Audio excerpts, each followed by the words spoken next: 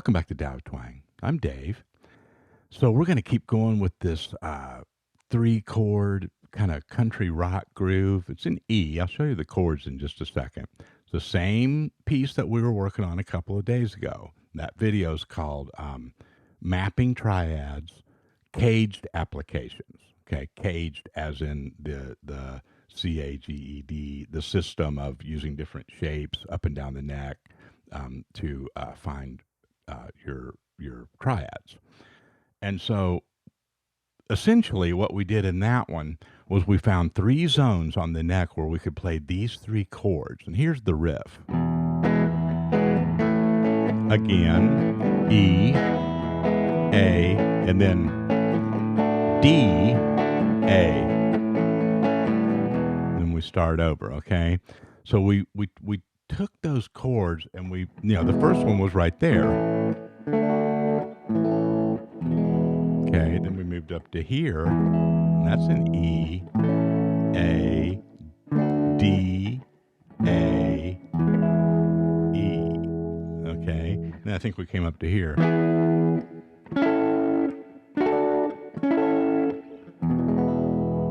All right, now see how the shapes are the same. There's only really three shapes. Down here, I guess you've got that more consolidated D. Right, but it's either that one, that, and that's nice, right? Because, wow, okay, if we practice these moves from one of these shapes to another, it turns out that we can play all sorts of chord progressions like that, right? So this is really important bedrock stuff to learn. Now the other, I'm not going to go through, all of those locations and shapes in great detail right now, because that's what we did in part one. So if that's something you need to stop, and there's a link in the description of this video, leads you right back to that. The other important thing to point out about that is we don't have to always play, 5 or 6 strings of it. We can just play 3 in different places.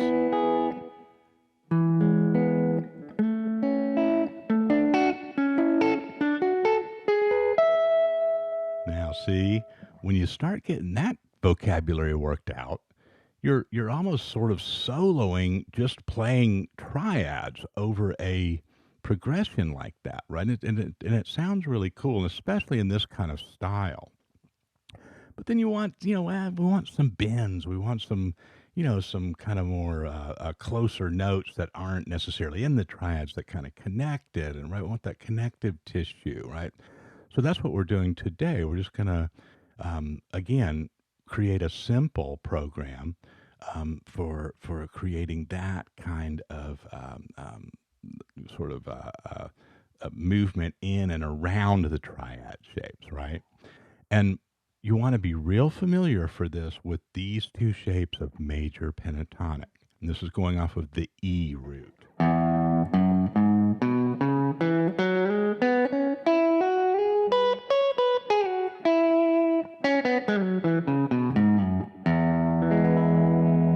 Okay. Now, that's the first one. The other one is.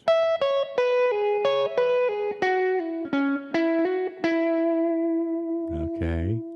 Now, right away, if those look very familiar and like, oh yeah, I'm using those all the time, great. If it's like, yeah, it looks familiar, but I don't know if I could just play that right away. Well, I'm going to slow it down here and show you this one down here again. But this is the first place where you want to stop and do some side work, right? To really prime the pump for the rest of this. And if you're waiting for the tab and so forth for this right now, and you're thinking like, well, I don't know that. How am I going to learn it? Ear as well as your eyes. You can learn it right now. I promise you. Just trust yourself.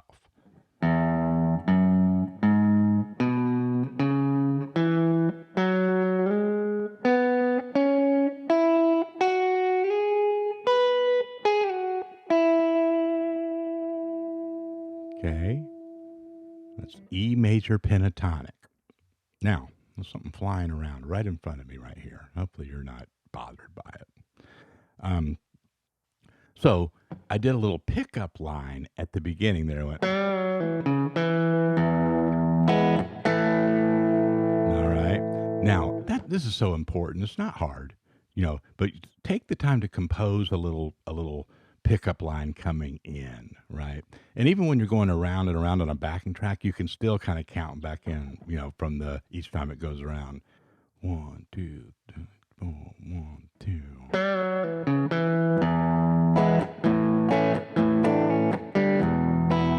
Right? Because you're already doing something, right? You're already in the thing. You have an intention. You know, you're not just kind of bumping around looking for something to latch onto. Right at the beginning of it. So that's just a good, solid, kind of policy, right, for jam, especially with other people. Um, so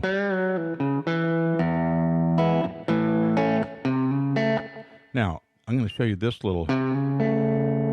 That's like just a riff on the A. Now, because those notes are not in the E major pentatonic, right? There's no A in there.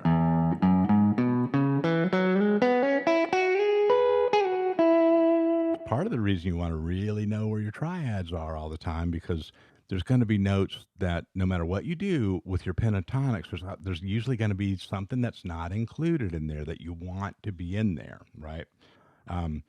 Now, you can play E major pentatonic over this, and it's going to work, right? You're not going to play bad notes, but you'll see very quickly. I'll demonstrate it here. That you're going to start missing the sound of certain notes, and the changes won't sound rich enough if you only use that.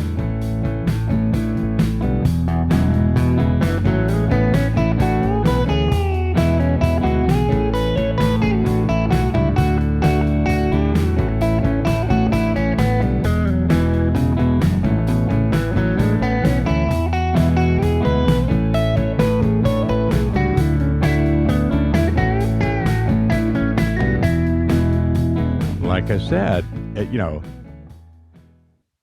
it kind of passes the smell test, right? So it's not bad. And it's decent. And, if you're creative with that scale, there's an awful lot you could do, and you should be exploring that. But when you don't have that A note in there, for the A, the A chord, it really lacks something, right? So simple licks like. They're really just chord riffs, right? And then we address the enrichment of our playing over this progression, um, in a larger sense by adding the triads, including the root for each of those chords as we go through it. So look what happens when I start to switch over to the A using a triad at different points.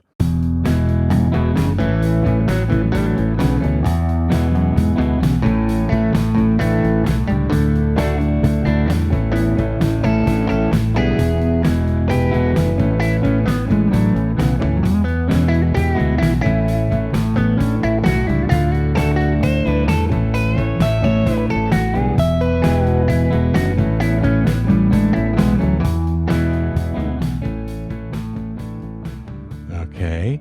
So, couple of things to point out about that little example is, a lot of it's just some kind of comping the chords, you think, oh, well, that's more of a rhythm part.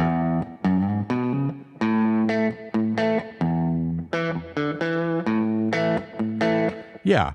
But, that stuff needs to show up in our soloing as well. Let's say I go up here.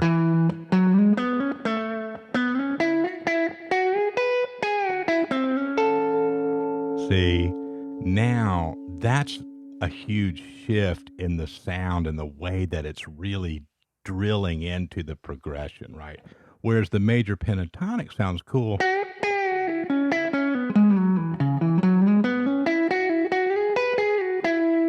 Right, but it gets pretty, pedestrian pretty quick if that's all we're doing, even if you're using a lot of embellishments, right? So it's not, one thing's not better or worse than the other, but the two things together are more than the sum of their parts.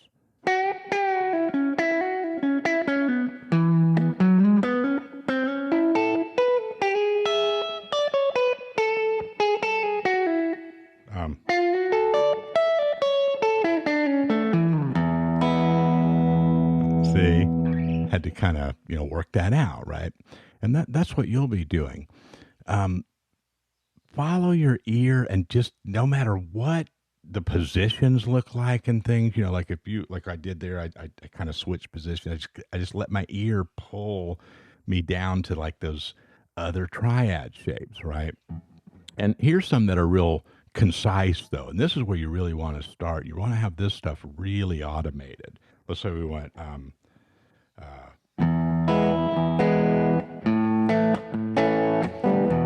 when we go to the D,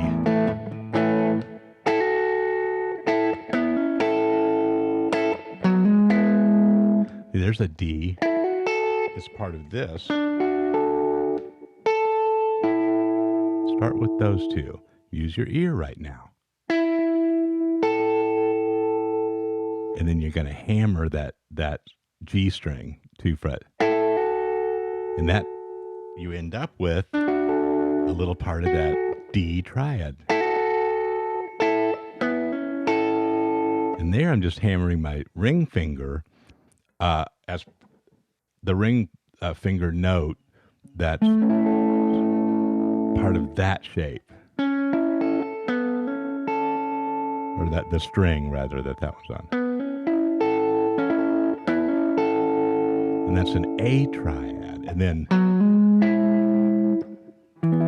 that's an E with the third. You can slide it or hammer. So you get a...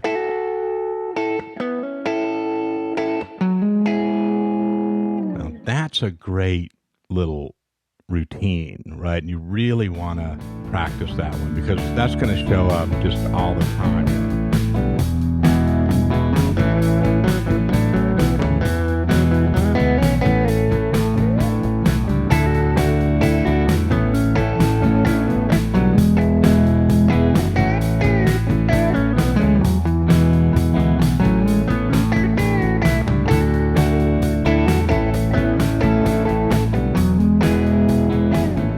See all the different rhythmic stuff you can do with that. Really practice that one. And I think at one point I did, there's a kind of a routine too. Is like, say I'm just going to, over the E and the A, I'm just going to do mostly, kind of E major pentatonic stuff.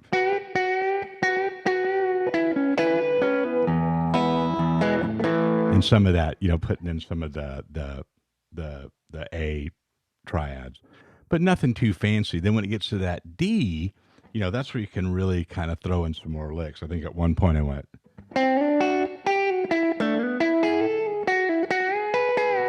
which is like a D.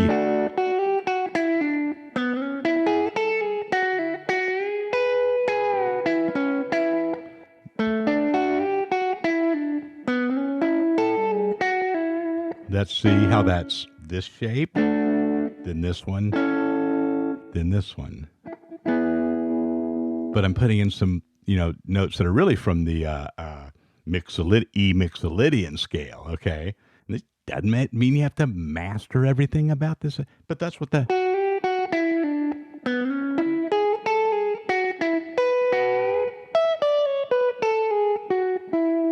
the E Mixolydian, right? Flat 7. That flat 7 happens to be the root of one of our...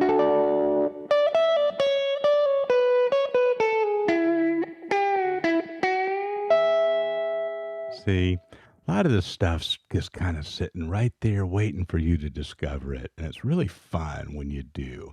And hopefully this helps you, kind of poke around in the right places, and those things are revealed to you.